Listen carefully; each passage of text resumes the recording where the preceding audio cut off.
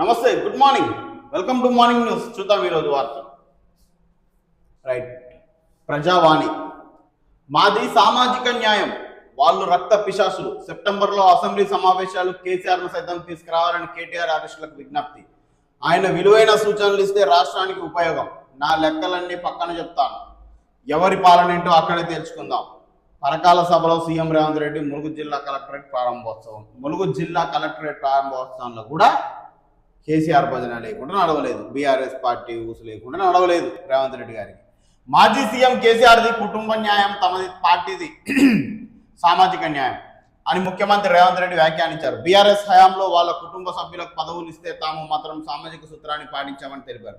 ఆదివారం ఉమ్మడి వరంగల్ జిల్లాలో పర్యటించిన సీఎం రేవంత్ రెడ్డి ములుగు, పరకాల నియోజకవర్గాల్లో పలు ఆర్థిక అభివృద్ధి కార్యక్రమాలకు శంకుస్థాపన, ప్రారంభోత్సవాలు చేశారు. సాయంత్రం పరకాలలో జరిగిన బహిరంగ సభలో సీఎం మాట్లాడుతూ శాసనసభకు రాకుండా కేసీఆర్ ప్రజా సమస్యలను పట్టించుకోవడానికి తప్పుపట్టారు. ఆదివారం ఉమ్మడి వరంగల్ జిల్లాలో పర్యటించిన సీఎం రేవంత్ రెడ్డి ములుగు, పరకాల నియోజకవర్గాల్లో పలు అభివృద్ధి కార్యక్రమాలకు శంకుస్థాపన, ప్రారంభోత్సవాలు చేశారు. సాయంత్రం పరకాలలో బహిరంగ సభలో ఇట్లా చెప్పాడు ముచ్చట. అయితే ఒక మాట, ఇప్పుడు అక్కడ ఎందుకు పోయిర్రు? ములుగు జిల్లా కలెక్టరేట్ ప్రారంభోత్సవం సభ పెట్టుకున్నారు, బాగానే ఉంది. ఈ సభకు ఇప్పుడు ప్రతిపక్షం ఎందుకు వచ్చింది, కేసీఆర్ ఎందుకు వచ్చాడు, ఈ టాపిక్లు ఎందుకు వచ్చాయి అంటే, గడిచిన 2.5 ఏండ్ల నుంచి ఓ సాగుకు పోయినా, ఓ పెళ్ళికి పోయినా, ఓ ప్రారంభోత్సవానికి పోయినా, దేనికి పోయినా ఇదే భజనగా. ఇంకెన్నేళ్ళు చెప్తారు ఇదే ముచ్చట? ఇప్పుడు కేసీఆర్ రాలేదు అంటే ఒక చట్టం చేయని, అరే రాకుండా నువ్వు అసెంబ్లీకి రాకుండా లక్షల రూపాయలు, కోట్ల రూపాయలు జీతం 2.5 ఏండ్ల నుంచి ఎందుకు తీసుకుంటున్నావు? అసలు ఒక ఎమ్మెల్యే ఆయన 6 నెలల పరిధిలోకి ఖచ్చితంగా రావాల్సిందే, వచ్చి అటెండెన్స్ వేసుకొని లూప్ పోల్స్ అని వాడుకుంటున్నారు, ఎలా తీస్తున్నారు వాళ్ళు. అట్లా లేకుండా ఖచ్చితంగా మ్యాండేటరీగా అటెండ్ కావాల్సిందే. ఇన్ని రోజులు ఖచ్చితంగా అటెండ్ కావాల్సిందే. చట్ట సవరణ చేసి తీసుకురాలి. దానికి ప్రత్యామ్నాయం ఏంది? ఒక ఎమ్మెల్యే తన ఇష్ట రీతిన వచ్చి ఒక అటెండెన్స్ వేసుకొని పోయి మళ్ళీ 6 నెలల దాకా మీరు పెట్టేదే 6 నెలలకు అవకాశం పుణ్యానికి ఒకసారి ప్రజా సమస్యలు ఎప్పుడు వస్తే అప్పుడు రప్పన పెట్టి మాట్లాడుకొని చర్చించి చేయరు కదా. ఎప్పుడో మీ శీతాకాల సమావేశాలు, వేసవికాల సమావేశాలు అనుకుంటే 6 నెలలకు ఒకసారి పబ్బం కడుపుతారు, అయిపోతుంది. దీంట్లోనే ఒకసారి వచ్చి అటెండెన్స్ వేపించుకొని పోతే ఆయన ఎమ్మెల్యే పదవికి ఎలాంటి ఖండం ఉండదు. ఇట్లా మంచిగా మీకు అనుకూలంగా ఉన్న చట్టాలను సవరించురి, కఠినంగా మార్చురి. ఖచ్చితంగా ఎమ్మెల్యే అసెంబ్లీ జరిగిన రోజులు కొన్ని ప్రత్యేకమైన ఇబ్బందులు ఉంటే తప్ప, అటు ఆరోగ్య సమస్యలు అయితే వేరే ప్రత్యేకమైన ఇబ్బందులు ఉంటే తప్ప అటెండ్ కాకుండా ఉండే విధంగా ఖచ్చితంగా మ్యాండేటరీగా అటెండ్ అయ్యే విధంగా చట్ట సవరణ చేసుకోరు. ఎందుకు చేసుకోరు అట్లా? మీకు అనువుగా చట్టాలు ఉన్నాయి, వాటిని లూప్ పోల్స్ అన్నిటిని మీరు వాడుకొని పబ్బం కడుతారు. లక్షల జీతాలు ఎలాంటి పని చేయకుండా కేవలం ఇంట్లో అట్నే ప్రభుత్వ ఉద్యోగి నేను ఇంటికానే ఉండి ఫోన్లో నడిపిస్తా అంటే ఎలా చేస్తారా? ఖచ్చితంగా ఆఫీసుకు పోయి ఆయన లైవ్ GPS ఫోటో పెట్టాలి, అట్లయితేనే జీతం పడతాయి ఆయన. మీకెందుకు లేదు అట్లా? మీకు కాన్స్టిట్యుయెన్సీ ఉంది, అక్కడ ఎమ్మెల్యే క్యాంప్ ఆఫీసులో కట్టుకున్నారు, దాంట్లో ఎంతమంది ఉంటున్నారండి? ఏ కాన్స్టిట్యుయెన్సీ ఎమ్మెల్యే ఆ కాన్స్టిట్యుయెన్సీలో ఖచ్చితంగా ఆయన క్యాంప్ ఆఫీస్లో ఉండాలి, సొంత ఇంట్లో కాదని చట్ట సవరణ చేస్తారా మీరు? మీకు ఆ ధైర్యం ఉందా? ఈ ఉదరగొట్టే ఉపన్యాసాలు, ప్రజలను మభ్యపెట్టే మాటలు ఇంకెన్నేళ్ళు చెప్పుకుంటూ వస్తారు? ప్రతి ఒక్కరు వారి కంఫర్ట్ జోన్లు ఉంచుకొని మీరు రాజకీయ పబ్బం గడుపుకుంటున్నారు. కనీసం ఇప్పుడు 2.5 ఏళ్ళు అయింది మీరు వచ్చి, ఇప్పటికి కూడా మీదేంది, మీ ఉనికి ఏంది, మీ పనులేంది అనే వాటి మీద ఒక సభ నడిపి చూద్దాం. గత ప్రతిపక్షాల మీద ఏడుపు లేకుండా, పోనీ ఏడిచిన వాళ్ళ అవినీతి బయటకు తీసి అరెస్ట్ చేసినట్టు అది లేదు. ప్రజలను ఏం చేద్దాం అనుకుంటారు? ఒక లూప్లో పెట్టేసి ప్రజలు కూడా మైండ్ సెట్ మార్చుకోవాలి. మిమ్మల్ని ఒక లూప్లో పెట్టారు, అవినీతి. ఈ అవినీతి తీసింది లేదు, అరెస్ట్ చేసింది లేదు, కానీ ఎక్కడికి పోయినా అదే పాట. పాడిందే పార్రా పాస్పల్ల దాసరా అన్నట్టు రోజు అదే భాగవతం. సాగుపోయినా అదే, పెళ్ళికి పోయినా అదే, ప్రారంభోత్సవానికి పోయినా అదే కథ. మీకన్నా బోరు కొట్టాలి, మాకన్నా బోరు కొట్టాలి. ప్రజలు కూడా వీళ్ళ మైండ్ సెట్లను అర్థం చేసుకోరు. మిమ్మల్ని లూప్లో పెట్టి వీళ్ళ రాజకీయ పబ్బాలు ఒక్కొక్కరు ఎట్లా ఆడుతారో గమనించరు. ఘనంగా జనని సూర్యతేజ వివాహం సతీ సమేతంగా హాజరైన ఏపీ సీఎం చంద్రబాబు, ఆనందంతో ఏడ్చిన బండ్ల గణేష్. రష్యాతో బలపడుతున్న సంబంధాలు, పుతిన్కు ఉత్తర కొరియా అధినేత కిమ్ సందేశం. మీరు వీళ్ళిద్దరు కలిసి స్నేహభావంతో ఉంటే ప్రపంచం యాగం కాదా? మరి ఉండాలి, అన్ని దేశాలు స్నేహభావంతో ఉండాలి, కానీ కాసేపు మీ ఇద్దరు కలిసి అమెరికా ట్రంప్ సంగతి ఏందో చూడురా. నేటి నుంచి ఏపీ అసెంబ్లీ సమావేశాలు, సభకు రావాలని వైసీపీ ఎమ్మెల్యేలకు స్పీకర్ పిలుపు. ఆంధ్రప్రదేశ్ అసెంబ్లీ సమావేశాలు సోమవారం నుంచి ప్రారంభం కానున్నాయి. అసెంబ్లీ సమావేశాలు పెట్టి మళ్ళీ మాట్లాడుకోరే మీ రాష్ట్ర అభివృద్ధి గురించి, మీ రాష్ట్ర అభివృద్ధి చర్యలు ఎందుకు తీసుకోరు, కానీ మళ్ళీ తెలంగాణ వాట ఏడ దొబ్బుదాం, ఏడ నీళ్ళు ఆపుదాం, ఈ భజన బంద్ చేయరు, ఈ లేఖలు దొంగ లేఖలు రాసుడు బంద్ చేయరు. కళ్యాణ్ లక్ష్మి షాదీ ముబారక్ రద్దుపై నేడు నిరసనలు. బీఆర్ఎస్ వర్కింగ్ ప్రెసిడెంట్ కేటీఆర్ పిలుపు. కళ్యాణ్ లక్ష్మి షాదీ ముబారక్ పథకాలను పూర్తిగా రద్దు చేసేందుకు కాంగ్రెస్ ప్రభుత్వం చేస్తున్న కుట్రలకు వ్యతిరేకంగా నేడు రాష్ట్ర వ్యాప్తంగా నియోజకవర్గ మండల కేంద్రాల్లో నిరసన కార్యక్రమాలు చేపట్టాలని బీఆర్ఎస్ వర్కింగ్ ప్రెసిడెంట్ కేటీఆర్ పార్టీ శ్రేణుల్లో పిలుపునిచ్చాడు. నేడు సర్ ముసాయిదా విడుదల. సెప్టెంబర్ 16 వరకు అభ్యంతరాల స్వీకరణ, అక్టోబర్ 19 తుది ఓటర్ల జాబితా విడుదల. ఇవాళ వస్తుంది ఆ ముసాయిదా. మీ ఓట్లు ఉన్నాయా లేవా అని చూసుకొని మీకు ఏమైనా అభ్యంతరాలు ఉంటే ఇవాళ తెలియజేయాల్సిన పరిస్థితి. సెప్టెంబర్ 16 వరకు ఉంది ఆప్షన్. ములుగు జిల్లా సమగ్ర అభివృద్ధి, గిరిజనుల సంక్షేమమే లక్ష్యం. తెలంగాణ ఆడబిడ్డ అంటూ సీఎం రేవంత్ రెడ్డి కితాబు. మహిళా సంఘాలతో సీఎం ముచ్చట, వాటర్ ప్లాంట్ ప్రారంభం. పోరాటాల ఫలితమే ములుగు జిల్లా. మంత్రి ధనసరి సీతక్క. మేడారంలో ముఖ్యమంత్రి ముమ్మర పర్యటన. రాష్ట్రంలో మంచి స్కూళ్లు కాలేజీలు ఎందుకు ఏర్పాటు చేయలేదు బండి. భారత్లో మంచి కాలేజీలే లేవని బీఆర్ఎస్ వర్కింగ్ ప్రెసిడెంట్ కేటీఆర్ అంటున్నారు. కేంద్ర మంత్రి బండి సంజయ్ తెలిపారు. 10 ఏళ్ళు అధికారంలో ఉన్నప్పుడు ఏం చేశారు అని, రాష్ట్రంలో మంచి స్కూళ్లు కాలేజీలు ఎందుకు ఏర్పాటు చేయలేదు అని ప్రశ్నించారు. కేటీఆర్ వ్యాఖ్యలపై బండి సంజయ్ విమర్శించారు. ఈ సందర్భంగా ఆయన మీడియాతో మాట్లాడుతూ 10 ఏళ్ల పాటు సరిపడా టీచర్లను నియమించలేదు, అన్ని 10 ఏళ్ల పాటు యూనివర్సిటీల్లో ఖాళీలను ఎందుకు భర్తీ చేయలేదు అని బండి ప్రశ్నించారు. స్కూళ్లు బాగాలేవని కొన్నాళ్ల క్రితం మాజీ మనవడు చెప్పాడని, మాజీ సీఎం కేసీఆర్ మనవడు చెప్పాడని, కాలేజీలు బాగాలేదని ఇప్పుడు కేసీఆర్ మనవరాలు చెప్తుందని బండి సంజయ్ ఎద్దేవా చేశారు. మరి మీరేం చేసిర్రు? వాళ్ళు బాగానే, వాళ్ళు అవినీతి చేసి 10 ఏళ్ళు దోసుక తిన్నారు. వాళ్ళ అవినీతి మీరు తీయలేకపోతారు, ఇప్పుడున్న రాష్ట్ర ప్రభుత్వం తీయలేకపోతుంది. మరి గత 12 ఏళ్ల నుంచి మీరే కదా అధికారంలో ఉన్నది ఈ దేశంలో. ఈ రాష్ట్రం ఈ దేశంలో భాగం కాదా? ఈ దేశం అంటే ప్రత్యేకంగా మీకు ఏమైనా వేరే బౌండరీస్ ఉన్నాయా? వేరే గ్రహాన్ని ఏమైనా పరిపాలిస్తున్నారా?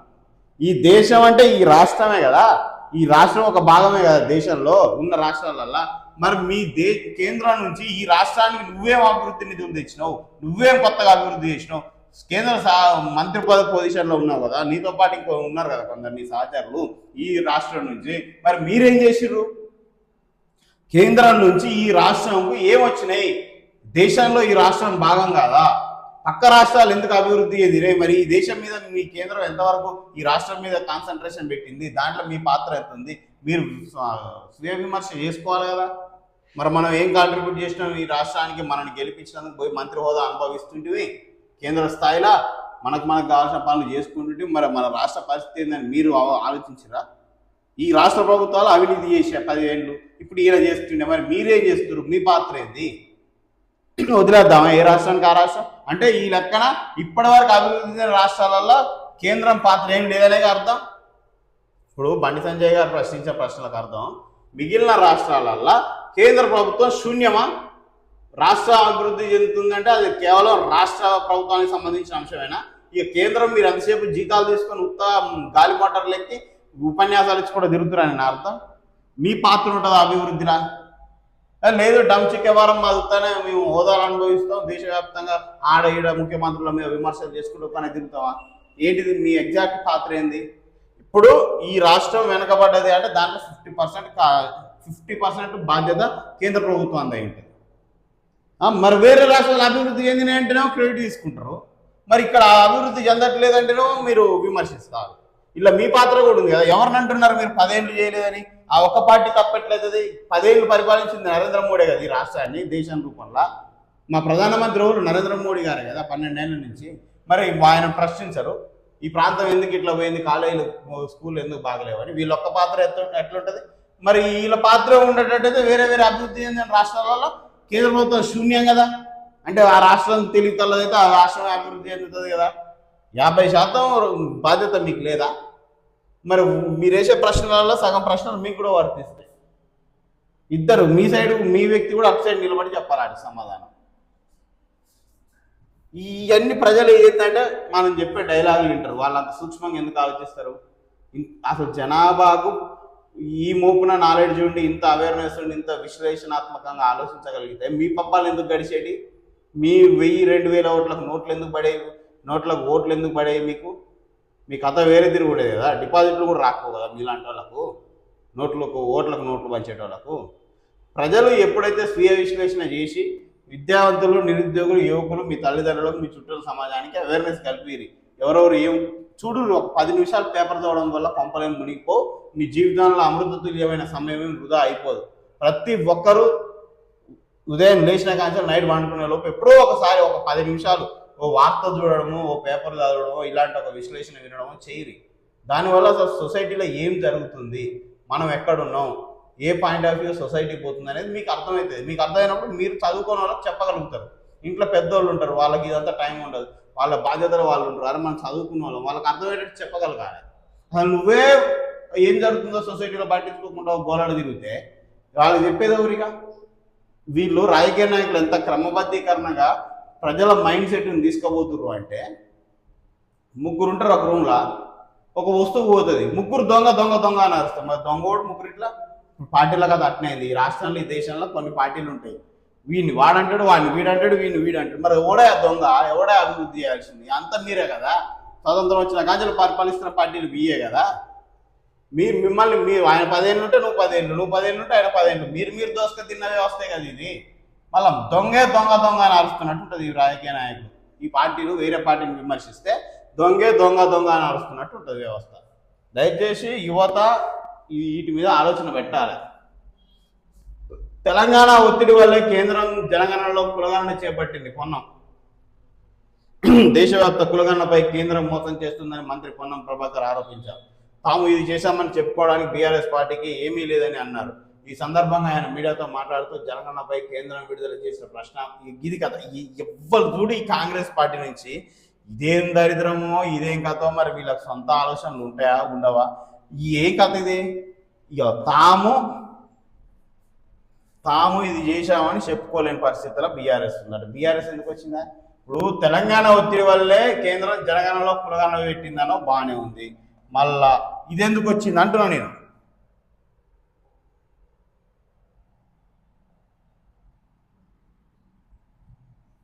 ఇప్పుడు బీఆర్ఎస్ పార్టీ ఏమీ లేదని అన్నారు. తాను చేశామని చెప్పుకోవడానికి బీఆర్ఎస్ పార్టీకి బీఆర్ఎస్ పార్టీ ఎందుకు వచ్చింది? మళ్ళా ఇక మీరు లేచినా, నిద్రపోయినా, ఇంకా వేరే కార్యక్రమాలు ఏం చేసినా అలా బీఆర్ఎస్ విమర్శ ఉండాల్సిందేనా? వాళ్ళు లేదు, ముందుకు పోయే పరిస్థితి లేదా మీకు? మరి మీ ఒత్తిడి వల్ల మీ క్రెడిబిలిటీ అని మీరు చెప్పుకోవాలి, కానీ మళ్ళీ బీఆర్ఎస్ ఏం చేయలేదంటే టాపిక్ ఎందుకు? మీకు యూనిక్నెస్ అనేది లేదు అసలు. ఇప్పటికి కూడా వీళ్ళు నమ్మట్లేనట్టుంది. ఇన్నేళ్ళు ప్రతిపక్షంలో ఉండి అసలు అలవాటైపోయినట్టుంది వీళ్ళకు. ప్రభుత్వాన్ని పాలించేది కాంగ్రెస్ పార్టీ, కాంగ్రెస్ ప్రభుత్వం. గుర్తుంచుకోర్రా నాయన. రోజు బీఆర్ఎస్ జపం, కేసీఆర్ జపం, అవినీతి జపం. తీసేది లేదు, అరెస్ట్ చేసేది లేదు. మీకన్నా ఏం ఆలోచిస్తున్నారో అర్థం కాదు. మీ ప్రతిపక్షంలో అనుకుంటుర్రా, ప్రభుత్వాన్ని పాలిస్తున్నాం అనుకుంటుర్రా ఈ కాంగ్రెస్ పార్టీ? మీరు ప్రభుత్వంలో ఉన్నారు, బీఆర్ఎస్ ప్రతిపక్షం. రోజు నోటీస్ బోర్డు మీద అతికించుకొని పరిపాలించే రాష్ట్రాన్ని కాంగ్రెస్ ప్రభుత్వం మనమే అని ఉర్రియం. దగ్గు తుమ్ము ఇంకేమైనా చెయ్యి, బీఆర్ఎస్ పార్టీ, కేసీఆర్. మళ్ళీ అవినీతి ఏమైనా బయటకు తీస్తావాడు తీయవు. ఇదేం కథో అర్థం. ఏ పని చేయి, ఏ ప్రారంభోత్సవానికి పో, సావు పో, పెళ్లికి పో, ఎక్కడికి పో, ఇదే కథ. వాళ్ళ పేరు లేని వీళ్ళు నడిచే పరిస్థితే లేదు. జనగణన పత్రంలో 40 ప్రశ్నలతో ఎస్సీ ఎస్టీల ప్రస్తావన మాత్రమే ఉందని పొన్నం తెలియజేశారు. తెలంగాణ ఒత్తిడి వల్ల కేంద్రం జనగణనలో కులగణన చేపట్టిందని పేర్కొన్నారు. రిజర్వేషన్లో 50% సీలింగ్ ఎత్తివేసి ఓబీసీలకు న్యాయం చేయాలని ప్రధాని నరేంద్ర మోడీ అప్పుడు ప్రకటన చేశారని, లెక్కల సేకరణకు వచ్చేసరికి విస్మరించారని పొన్నం విమర్శించారు. ఏదైనా చేయరు కనుక బీఆర్ఎస్ జపం మర్చిపోరు, లేకపోతే వాళ్ళ అవినీతి మీరు చీకటి ఒప్పందాలు చేసుకోలేదా అనేది ఓనికి తెలవదు. చేసుకురనే మేము భావిస్తున్నాం. వాళ్ళ అవినీతి ఏదో బయటికి తీసి అరెస్టులను చేయరు అవినీతి చేసిన వాళ్ళు. లేకపోతే మీ భజన ఏదో మీరు కొట్టుకోరి, అరే ప్రభుత్వాన్ని పరిపాలించే మనమే అని చెప్పుకోరి. ఎంతసేపటికి బీఆర్ఎస్ మీద పెట్టకూరి మీ కాన్సన్ట్రేషన్.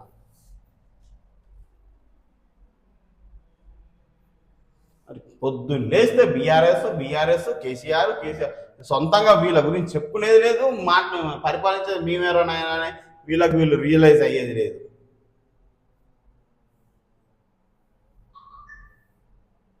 రైట్.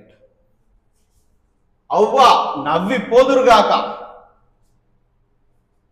15 రోజుల క్రితం పెద్ద ఎత్తున ఫిర్యాదులు, అంతలోనే ఉత్తమ సేవా పురస్కారంతో సత్కారం పొందిన ఆ డిఎంహెచ్ఓ నిబంధనలకు పాతర దర్జాగా సేవ పురస్కారం. ఎంపికలోని ప్రభుత్వ నిబంధనలు దర్జాగా ఉల్లంఘనలు. సూర్యాపేట డిఎంహెచ్ఓకు సేవా పురస్కారంపై వెల్లువెత్తుతున్న నిరసనలు. మన సమగ్ర ప్రజావాణి కథనం. నవ్వి పోదురు గాక, ఇది కథ. ఉమ్మడి నల్లగొండ జిల్లాలోని ప్రజావాణి ప్రకంపనలు. తెలంగాణలోని వివిధ శాఖల్లో పనిచేస్తున్న ఉద్యోగులు, అధికారులు ప్రతి సంవత్సరం జనవరి 26, ఆగస్టు 15 సందర్భంగా వివిధ శాఖల్లో ప్రభుత్వ లక్ష్యాలు నెరవేర్చి ఉద్యోగులను సమన్వయం చేసుకుంటూ ఫిర్యాదులు లేకుండా ప్రభుత్వ సేవ చేస్తున్న ఉద్యోగులకు, సిబ్బందికి, అధికారులు ఉత్తమ సేవా పురస్కారాలు అందించి ఆయా జిల్లాల్లోని కలెక్టర్ లేదా మంత్రుల ఎమ్మెల్యేలతో సత్కారం చేసి గుర్తింపునిస్తారు. కానీ సూర్యాపేట జిల్లాలో జూలై 31వ తారీఖున జిల్లా వైద్య ఆరోగ్య శాఖ అధికారి ఉద్యోగులు, సిబ్బందిపై ప్రధానంగా మహిళా ఉద్యోగులపై ఇష్టానుసారంగా వ్యవహరిస్తూ వెకిలి మాటలు, ద్వంద్వ పదాలతో వేధిస్తున్నట్లు సాక్షాత్తు జిల్లా కలెక్టర్ ఫిర్యాదు చేసిన నేపథ్యంలో స్పందించిన కలెక్టర్ షీల్డ్ కవర్లో తమ ఫిర్యాదులను అందించాలని కోరడంతో సుమారు 17 మంది జిల్లా వైద్య ఆరోగ్య శాఖకు చెందిన, అది కూడా జిల్లా కేంద్రానికి చెందిన ఉద్యోగులు షీల్డ్ కవర్లో ఫిర్యాదులు చేసి పట్టుమని 15 రోజులు కూడా గడవక ముందే సదరు జిల్లా స్థాయి అధికారికి ఉత్తమ సేవా పురస్కారం స్వాతంత్ర దినోత్సవం నాడు అందించడం ఉమ్మడి నల్లగొండ జిల్లాలో సంచలనంగా మారింది. సదరు వైద్యాధికారి సూర్యాపేట జిల్లా మొదలు ఉమ్మడి నల్లగొండ జిల్లాలో విధులు నిర్వహించిన సందర్భంలో మహబూబాద్, ఖమ్మంలోని విమర్శలు, ఆరోపణలు ఎదుర్కొంటున్నట్టు సమాచారం. సమన్వయంతో చక్కని పరిపాలన రికార్డులు కలిగిన అధికారులు, ఉద్యోగులు సేవా పురస్కారాలకు ఎంపిక చేస్తారు. కానీ అనేక ఫిర్యాదులు ఉన్నప్పటికీ పెద్దగా పట్టించుకోకుండా జిల్లా కలెక్టర్ సమక్షంలో సేవా పురస్కారం పొందడం విశేషం. సేవా పురస్కారాలను అందించే క్రమంలో ప్రభుత్వ నిబంధనలు, నామ్స్ను పక్కన పెట్టి బహిరంగంగా విమర్శలు, ఆరోపణలు వెల్లువెత్తుతున్నాయి. ఇప్పటికైనా రాష్ట్ర వైద్య ఆరోగ్య శాఖ అధికారులు, జిల్లా కలెక్టర్, ప్రభుత్వం స్పందించి అందిన ఫిర్యాదుల మేరకు నిష్పక్షపాతంగా విచారణ చేసి ప్రభుత్వ నిబంధనలు విరుద్ధంగా వ్యవహరిస్తున్న సూర్యాపేట జిల్లా వైద్యాధికారిపై చర్యలు తీసుకోవాలని పలువురు బాధితులు, ఉద్యోగులు, జిల్లా ప్రజలు ముక్తకంఠంతో కోరుతున్నారు. ఇది వ్యవస్థ. ఆల్రెడీ మొన్ననే ఈ డిఎంహెచ్ఓ మీద 17 మంది జిల్లా వైద్య ఆరోగ్య శాఖకు చెందిన అధికారులు షీల్డ్ కవర్లా పెట్టి కంప్లైంట్ ఇచ్చారట. ఇట్లా వేధిస్తున్నాడు, ఇట్లా మాటలు మాట్లాడుతున్నాడు అన్నట్టుగా. మళ్ళీ ఈయన మీద గతంలో ఏమున్నది, 40% అంగవైకల్యం ఉంటే కొన్ని ప్రమోషన్లకు కానీ ఆ అధికారానికి కానీ ఆయన అర్హుడై ఉంటాడు. ఈయనకు ఉన్నది 25%. మళ్ళీ 2029 తర్వాత కూడా మాన్యువల్గా ఇప్పుడు చేతిరాత ద్వారా తెచ్చుకున్న అంగవైకల్య సర్టిఫికేట్స్ చెల్లవన్నమాట. కానీ ఆయన తెచ్చుకున్నాడు. సబ్జెక్టు కరెక్షన్ ఆయనకున్న హ్యాండిక్యాప్డ్ సర్టిఫికేట్కి సంబంధించి ఇష్యూ నడుస్తుండగా ఈ క్రమంలో అక్రమంగా ఆయన ఇటు ప్రమోషన్లు పొందడం, ఇటు ఉద్యోగం చేయడం అనే ఆరోపణలు ఉన్నప్పటికీ మళ్ళీ ఇటు ఆయన కింద పనిచేస్తున్న సదరు 17 మంది జిల్లా వైద్య శాఖకు చెందిన అధికారులు ఆయన మీద షీల్డ్ కవర్ల 15 రోజుల ముందే కలెక్టర్ కంప్లైంట్ ఇచ్చినప్పటికీ మంచిగా ఉత్తమ సేవా అవార్డు పొందడం అనేది కొద్దిగా ఆలోచించాల్సిన విషయంగా కనిపిస్తుంది. అసలు ఈ పారదర్శకంగా జరుగుతున్నాయా లేవా అన్న విషయం కూడా జరుగుతుంది. ఇప్పుడు ఈ మొపన ఆయన మీద ఎలిగేషన్స్ ఉన్నాయి, ఈ మొపన కంప్లైంట్ ఇస్తున్నారు, అయినప్పటికీ ఆయనకు సేవా పథకం రావడం అనేది ఆయన ఆలోచించాల్సిన అవసరం ఉంది. దయచేసి పారదర్శకత కొంచెం మెయింటైన్ చేయాల్సిన అవసరం ఉంది. మరి వీటి మీద విచారణ జరిపించి వాస్తవాలేందో కూడా ప్రజల ముందు పెట్టాల్సిన బాధ్యత ప్రభుత్వానికి ఉంది, ఇటు అధికారులకు ఉంది. ముఖ్యంగా ఈ విషయానికి సంబంధించి తక్షణమే చర్యలు తీసుకోవడం మంచిది. ఏందనేది నిజానిజాలు ప్రజలకు తెలియజేయాలి.